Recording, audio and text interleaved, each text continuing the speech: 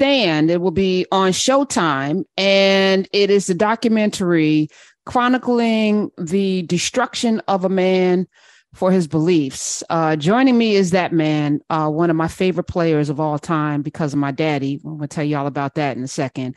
Let me welcome to the show, Mahmoud Abdul-Rauf.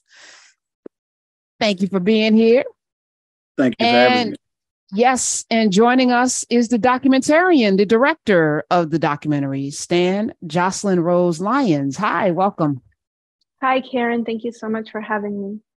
Listen, this is important. You know, we're in a particular time in history. There's been a lot happening in the last several years. We've, of course, had George Floyd, Breonna Taylor, Colin Kaepernick took a knee, lost his career. We just recently had a brother in Memphis beaten to death. And all you wanted to do was pray to Allah. All you wanted to do was to take a moment and honor God and not honor the flag, which has been steeped in so much death and destruction. And you literally lost your career. My daddy loved you, by the way. He rest in power. You were one of his favorite players because of your stand. And that made me love you as well. We loved you when you were Chris Jackson, by the way. And then now this. Tell us the moment that you decided, I'm going to start with you, Mahmoud, to not put your hand over your heart and say the Pledge of Allegiance, but to hold your hand to God, your hands to God and pray. What was that moment? Well, it was actually about 4 or 5 months the previous season. I became a Muslim and I was meeting a lot of people on the road.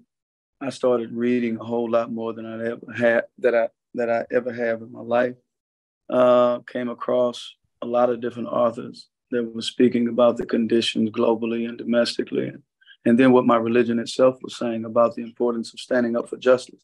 So it all happened like 4 or 5 months the previous season, but it wasn't until the next season that someone caught wind of it and wanted to do an interview. And then that's when it went global. Mm. Joslyn Rose Lyon, to get a film like this made, I mean, timing's everything. Walk us through how long you were, gathering. What is the relationship? How did you make this happen? Thank you, Karen. Great question. Filmmaking is always a journey. It's a process. It's not linear. I wish it was. It would be a lot easier if someone could just hand us a roadmap. We had an incredible team on this project. And when I came on board, the producers had already taken, I'd say, hours of tape down. And there was a ton of interviews already shot. It was an incredible process working with the producers at Mandalay. We had Mike Tolan and Mason Gordon. We had Sarah Allen and Colleen Dominguez, Colleen producing with Tom Friend and Sarah executive producing, and of course, David Kelly from Golden State. And then we also had, of course, Showtime. Stephen Espinoza just was a champion of Mahmoud's story. And the first conversation I had with Stephen Espinoza, being the president of Showtime Sports, we had this really incredible exchange about my creative approach, which was just seeing Mahmoud's journey through the lens of kind of shadow boxing and just how Mahmoud, in some ways, had to kind of walk through this fire, face his shadows to find the light that he shines in this story. And that basketball was the vehicle for this. And Stephen and I had talked about that quite a bit, that basketball is a vehicle for Mahmoud Abdul-Rauf's story to be told, which is a very dynamic story of activism and Tourette syndrome and mental health and spirituality. So it was quite a journey and a process. I'm very grateful that we had such an amazing team to make it happen, and an amazing cast as well. Amazing editor, my editor too. I have to shout out my editor too, and my composer. Those guys just, everyone really contributed amazing to it. Why did you want to do this? I converted to Islam in 2003. So for me, I really could relate to Mahmoud's spiritual journey. Having converted to Islam, not growing up in the Bay Area, I didn't really have a religion. I was very spiritually tuned, but Islam found me, or I found Islam, and I converted 2003, and it was quite a journey. I practiced it and studied it for years and years and years. And so I really could relate to that part of Mahmoud's journey. And I think also just the intersection of athletes and activism, just wherever activism can meet us as artists, as athletes, as just finding a way to turn the volume on up louder for our voices to be heard. And being a woman in this space, that I often have to walk in a room and feel like I have a disadvantage. So I have to talk a little louder, or at least sometimes cheerlead a bit more, because there is kind of this, you get kind of questioned for, well, are you really deserving of being at the table, or is your voice really going to count? So I could relate to all of that. And I think the mental health struggles that Mahmoud went through, just with Tourette's, just having my own issues in my life that I grew up with anxiety and whatnot, just knowing that Mahmoud had this fearlessness about him, this courage to take a stand and to face all of these things and to be triumphant in the face of them. And his gift to shine through is just absolutely just something I wanted to be a part of. And I'm so grateful that I could be a vessel for this story to come through as the director. Joslyn Rose Lyon is her name. She's the director of Stand. She's also won awards for work on several other documentaries, like Barbara Lee's Speaking Truth to Power, which we absolutely love here. And she's worked on LeBron James's digital platform, Uninterrupted. When Mahmoud Abdul-Rauf came into the league, the Tourette's syndrome story was huge, and it made you a sympathetic figure. And we all like leaned in and we were all rooting for you. And then it turned as if none of that mattered. Tell us about the turn. Okay, so you convert to Islam. I think it's fine in America, right? This is freedom from religion. We should be all able to practice whatever we practice. When did you know it would be a problem? Well, it doesn't always work that way. But you know what? These are conversations. The interesting thing is that these are conversations that we have as athletes continuously, whether we're on the bus, the plane, in the gym. We talk about a lot of things.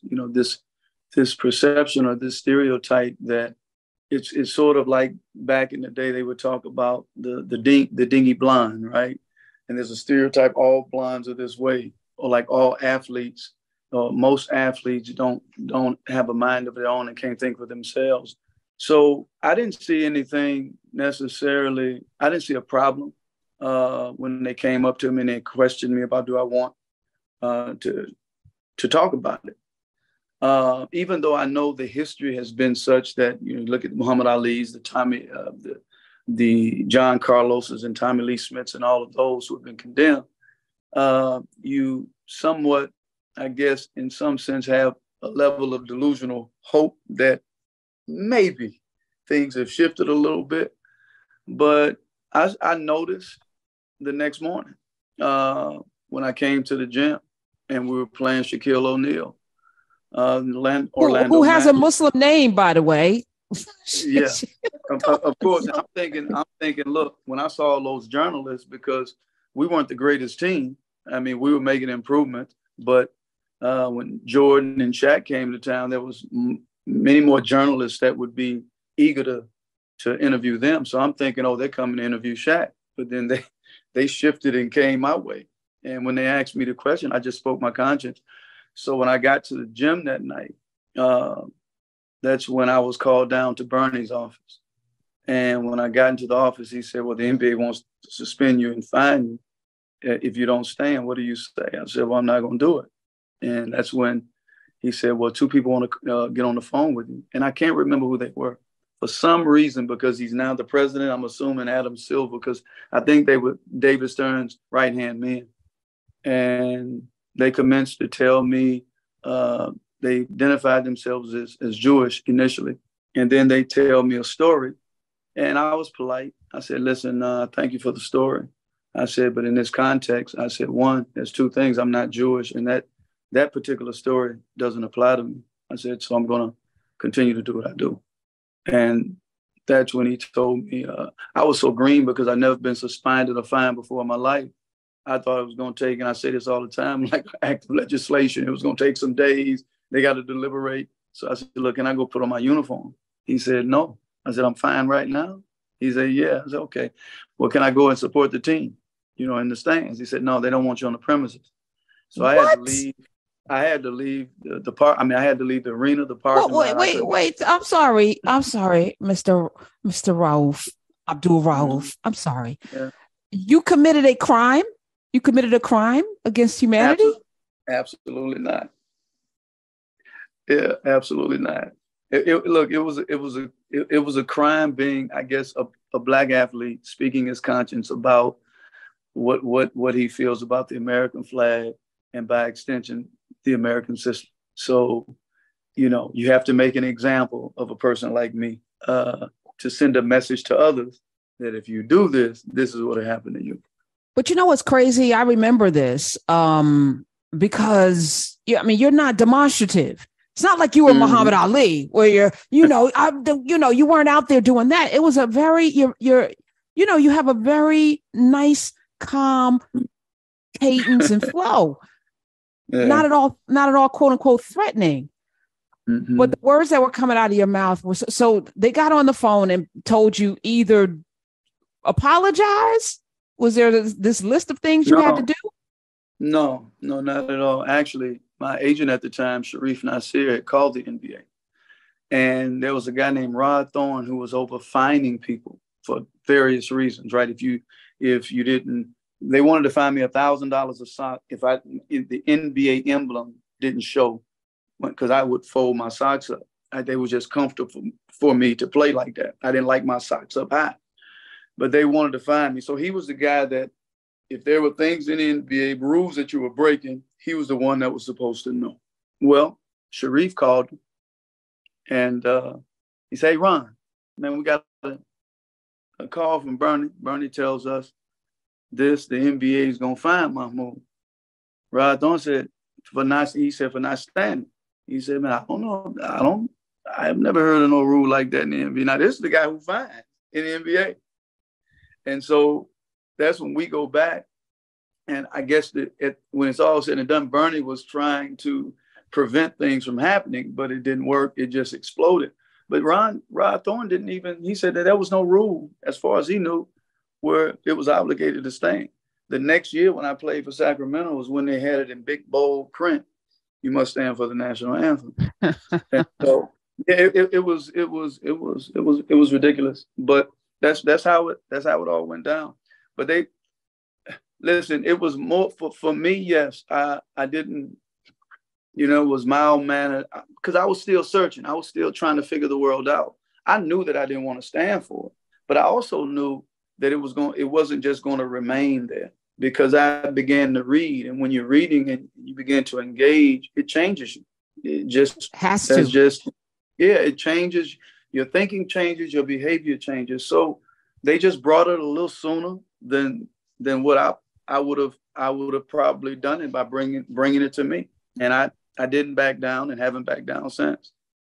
We're going to get Joslyn into more of the documentary, but the impact on you financially, because Mahmoud Abdul-Rauf came up in an era where people weren't getting $100 million contracts, right? And the several million was nice, but you think about that lasting for the rest of your life.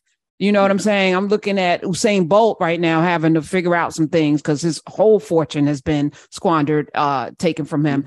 And you think about all of the basketball players like Antoine Walker, who made $300 million and has broke. To suspend you with a fine means they're cutting into your net worth and your pockets. And then you were summarily kind of drummed out of the league, which means your income source was done. How did you manage that? Well, see, that's the tough thing. Going back to the fine, they ended up, publicly, they said they fined me. But when I guess Rod Thorne said that there was no such thing, and the media had already said that, I'm supposed to be meeting David Stern, which never happened. I never had a conversation with David Stern during this whole process. They didn't end up taking it out of my check. But the second part happened.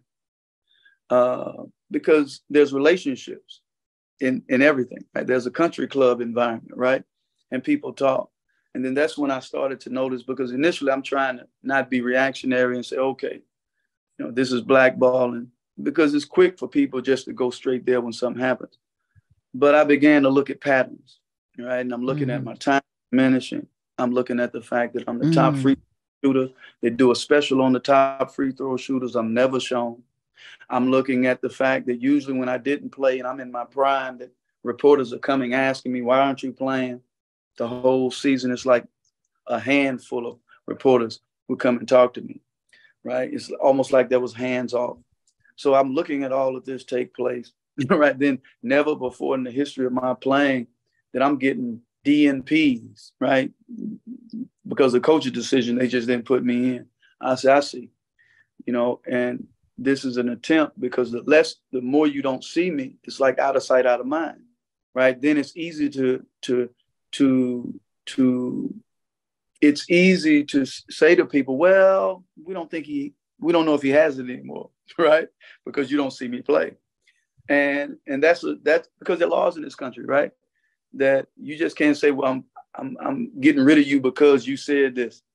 So you have to prepare the stage in so many ways to give the impression, we don't know if he can play anymore. We don't think he has it. Kind of like what they did to Kaepernick, right? Sitting, the attacks, and so it was tough. And many of us as African Americans, right, we don't have generational wealth, so we're taking care of multiple people. It's not like our mom has a house paid off, right, and father and all this. We have to take care of so many, and then most of our life is spent just developing our skills. To a flaw, not learning about a lot of other things, because we didn't come from money to where we understand balancing budgets and investing. And then in your career, there's so many people, they talk good, just as well as you spend that time training. They spend that time learning how to be conniving and get over, right? So you lose that way too. So throughout those years, just, that money's not coming in like that. And you trying to figure out, man, what do I do? Mistakes are made. And that's what happened. I mean, and I'm not looking for pity. Look, I made mistakes. We all do. But however,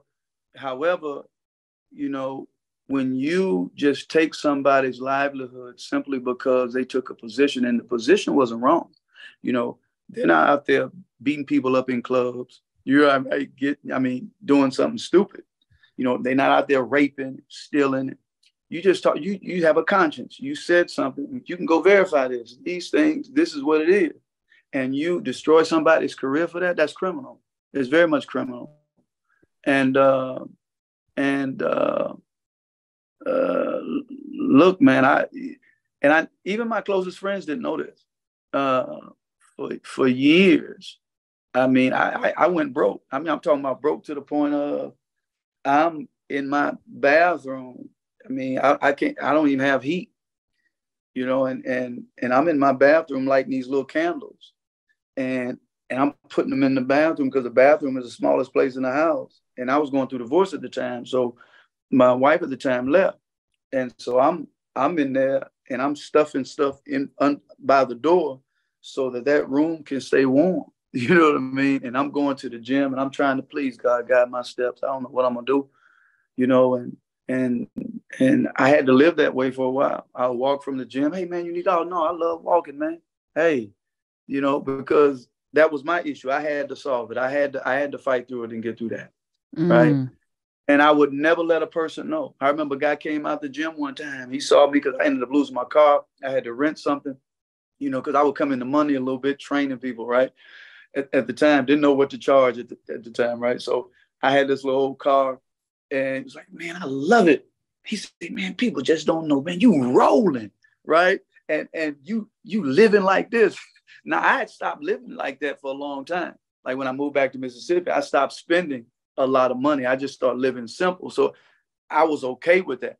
But in his mind, he's thinking, I know you sitting on all these millions and you driving like this. Man, this is why I love you. Little did he know, that had become my lifestyle, live a simple life. But in this particular case, brother, I'm doing bad. But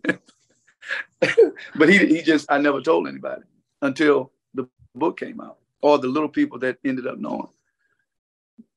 No lawsuit? Was there? We looked into it. Maybe I need to have someone else to look into it. but not as of yet. Not as of yet. Okay. I was All right. told that there was a great chance of it happening, but you know how to look. The system is such that there's so many loopholes, and you just got to get somebody that really know their stuff, and to push the right buttons to make it happen. But well, I think this documentary, I'm the only one though. Yeah, that's what I was going to say. I think this documentary is going to be like that thread on that sweater to pull Joslyn Rose Lyons as people watch Stand on Showtime. 9 p.m. February 3rd. What do you want them to walk away? What is the most important element of putting this documentary together for you? You asking me or? No, I'm asking Joslyn. Yes.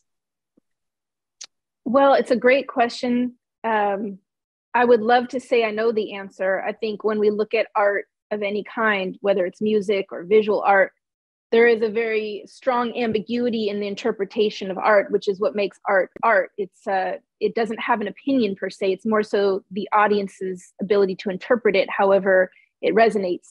My personal hope for Mahmoud's story and for Stand would be that because Mahmoud walked through so many fires, and I mean, Mahmoud walked through literal fires, like the KKK burned his home. They burned his house. People don't even, they burnt his house, y'all.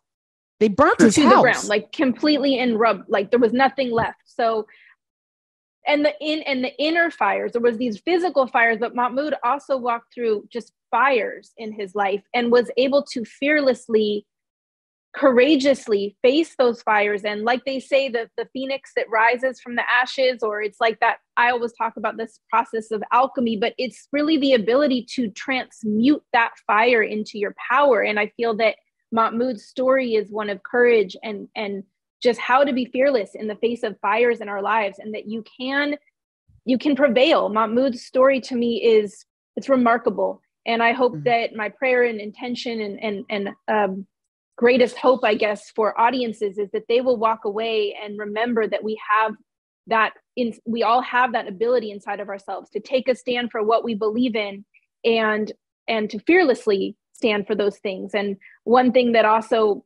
Mahmoud to me really stands for is that often we see freedom through the lens of what we can do within a certain kind of confine, right? Like whether it's the company we work with, or our brand partnerships, or our job, or the government. But Mahmoud's story is a testimony to me that freedom is not anything more than whatever it is that makes you feel free.